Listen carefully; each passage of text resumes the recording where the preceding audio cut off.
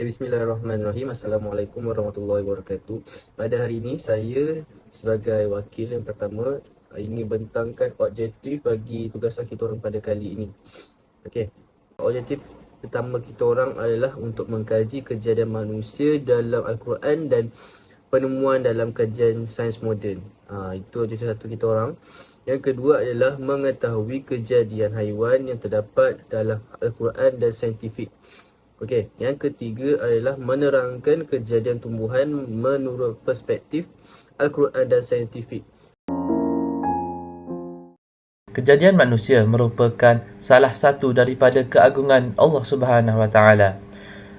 Kejadian manusia ni dia terbahagi kepada dua jenis teori, iaitu teori ilmu sains dan juga Islam. Dari segi teori ilmu sains, proses kejadian manusia terbahagi kepada 5 peringkat. Pertama, sperma dan ovum. Sperma dan ovum akan bercantum dan akan berlakunya proses persenyawaan. Secara tidak langsung akan terhasilnya zigot.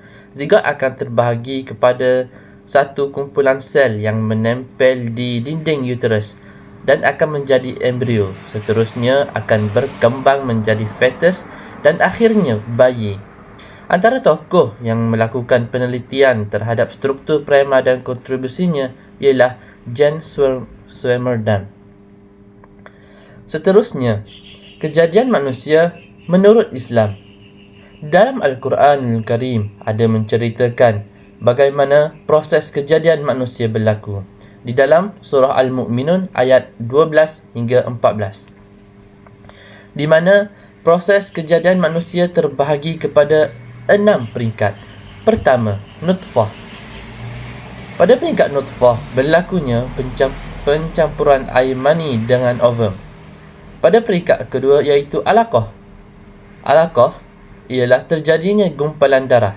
Kemudian pada peringkat ketiga ialah mudghah. Pada peringkat ini sudah berlaku pembentukan otak dan saraf tunjang dan lain-lain. Dan keempat, uzham dalam. Pada peringkat ini terbentuk tulang-tulang dan otot-otot. Pada peringkat kelima adalah tulang dan akhir sekali nafkun dan lam, iaitu peringkat peniupan roh. Di dalam surah An-Nur ayat ke-45 yang bermaksud, dan Allah menciptakan tiap-tiap haiwan yang bergerak daripada air, maka sebahagian di antara mereka menjalar atau perutnya, dan sebahagian daripadanya berjalan dengan 2 kaki, dan sebahagian lagi berjalan dengan 4 kaki. Allah Subhanahu Wa Taala menciptakan apa sahaja yang dikehendaki selain yang tersebut, kerana sesungguhnya Allah Maha Kuasa atas tiap-tiap sesuatu. Dari ayat tersebut telah menunjukkan bahawa Allah Subhanahu Wa Taala telah mencipta pelbagai haiwan di muka bumi ini. Sebagai contoh adalah lebah. Lebah merupakan salah satu haiwan di muka bumi dan antara kelebihannya ialah dapat menghasilkan madu.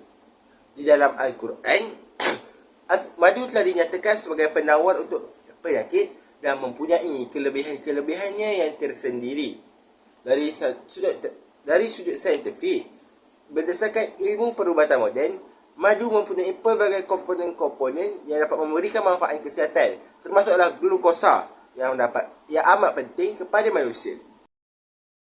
Allah Subhanahu Wa Taala menciptakan setiap sesuatu yang wujud di alam semesta secara berpasangan, sama ada manusia dan juga haiwan. Begitulah juga penciptaan tumbuhan yang juga mempunyai pasangannya. Kita dapat lihat di sini bahawa Allah Subhanahu Wa Taala menciptakan setiap di dunia ini mempunyai pasangannya masing-masing untuk meneruskan setiap generasi pada masa akan datang. Yang kedua, sifat berpasangan ini membawa maksud kewujudan dua entiti yang bertentangan sifatnya. Contohnya, tumbuhan juga dicipta berpasang-pasangan, iaitu jantan dan betina. Di sini kita dapat melihat bahawa Allah Subhanahu Wa Taala menciptakan segala di dunia ini secara berpasangan yang sah di sisinya dan bukan yang melanggar syariat Islam. Begitu juga dengan tumbuhan. dan segala yang dihidupkan di dunia ini. Seterusnya, dalil kejadian tumbuhan ini daripada surah Ar-Ra'd ayat ketiga, iaitu a'udzubillahi minasyaitonirrajim wa huwal ladzi maddal arda wa ja'ala fiha rawasiya wa anhara wa min kullis thamarati ja'ala fiha zawjayn ithnayn yughshi laylan nahar inna fi dhalika laayatin liqaumin yatafakkarun.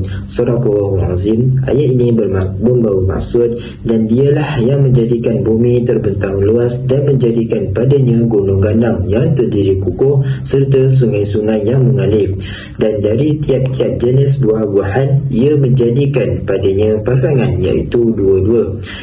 Ia juga melindungi siang dengan malam silih berganti. Sesungguhnya semuanya itu mengandungi tanda-tanda kekuasaan Allah bagi kaum yang mahu berfikir.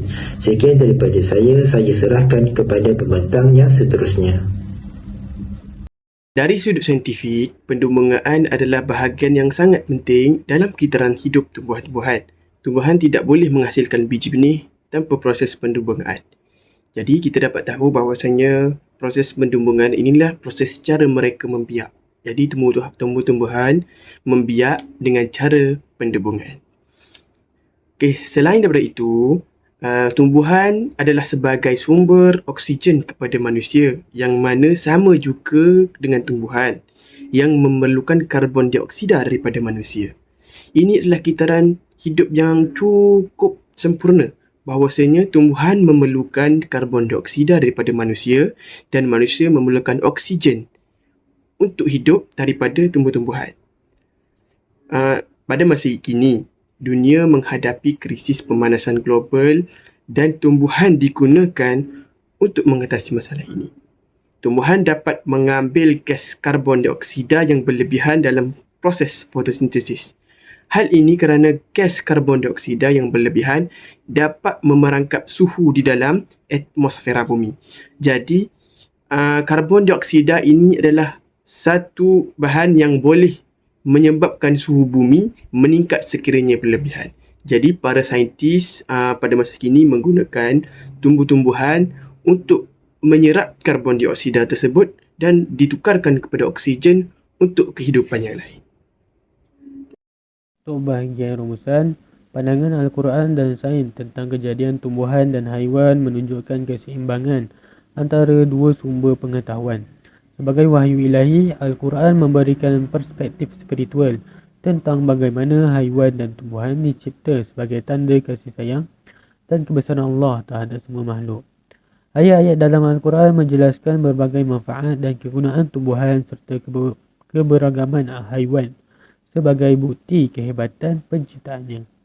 Dari perspektif sains, proses evolusi kehidupan terjadi dalam alam telah dijelaskan. Dengan menggabungkan pemahaman Al-Quran dan sains, kita dapat melihat bahawa kejadian tumbuh-tumbuhan dan haiwan adalah sebahagian daripada reka bentuk ketuhanan yang mencerminkan kebijaksanaan dan keadilan pencipta. Sekian, terima kasih. Sekian, terima kasih.